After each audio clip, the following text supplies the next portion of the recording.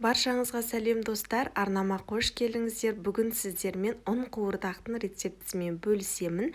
Әркім әртүрлі атайды, нан палау, нан қуырдақ деп, ал Моңғолияда цуйван деген атпен таралған. Өте дәмді болып шығады, бірге жасап көрейік. Бірінші ол үшін бізге қажетті заттар: етімізді осылай ұсақ кубиктармен турап аламыз, және де сәбіз, пияз, болгар бұрышын және де 2 қызанақты осылай турап алдым. Отқа қазанымызды қойып, майымызды құйып, қыздырып, етімізді салып, қызарғанша жақсылап қуырып аламыз.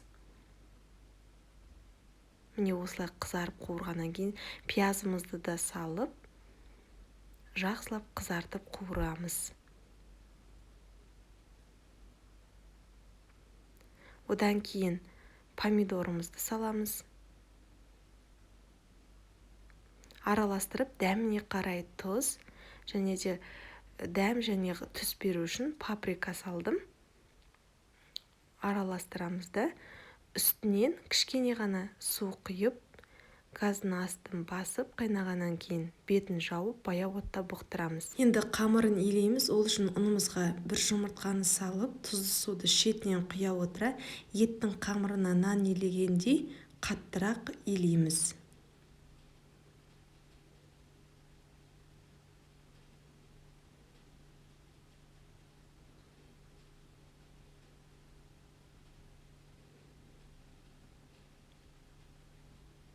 Мен кішкентай бір күлше алдым. Мөлшерлерін жазбадым, себебі мен аз адамға жасағандықтан азырақ қылып жасап жатырмын. Егер сіздер көп адамға жасайтын болсаңыздар, мөлшерін көбейтесіздер.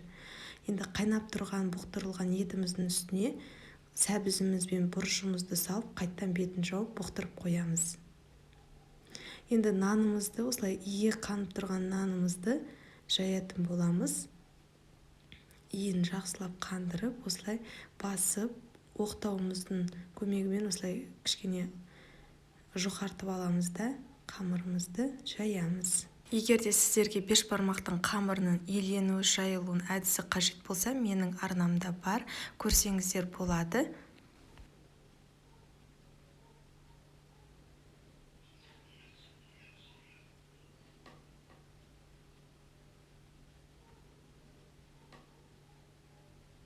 Міне қамырымызды жайып алдық. Енді осы қамырымызды 4 бөлікке бөлеміз да, алдын ала қыздырып тұрған пешіміздің противенін алып, ыстық противенге 2 жағын алмастыра қоя отыра, қамырымызды кептіріп аламыз. Лаваш сияқты болып кішкене кебетін болады.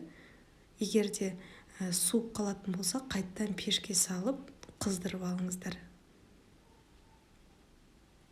Міне барлық қамырымызды осылай кептіріп, орайымызда кеспеге нан кескендей кесіп шығатын боламыз. Кішкене үлкенірек қылып кестім мен. Және бұл қамырымыз кептірілгендіктен бір-біріне жабыспайды. Өте ыңғайлы жұмыс жасағанға. Міне осылай ашамыз да. Енді бұқтырылып тұрған тамағымыздың үстіне кішкене су аз болса кішкене қосамыз, бірақ көп қосуға болмайды. Суды наны езіліп кетеді. Енді нанымызды осының үстіне жайғастырамыз. Араластырмаймыз. Бетін жауып 15-20 минут аралығында өз буында пісіріп алатын боламыз. Міне өз буында пісті. Енді осыны араластырып ұсына бересіздер. Өте дәмді болып шығады. Міндетті түрде жасап көріңіздер. Сіздердің отбасыларыңызға ұнайды деген сенімдемін. Видео ұнаса лайк басып, каналыма тіркелуді ұмытпаңыздар. Және де қоңырауша белгісін басып қойыңыздар. Алдағы уақытта көптеген рецепттермен бөлісетін боламын. Сіздермен болған Ақбота, назарларыңызға рахмет.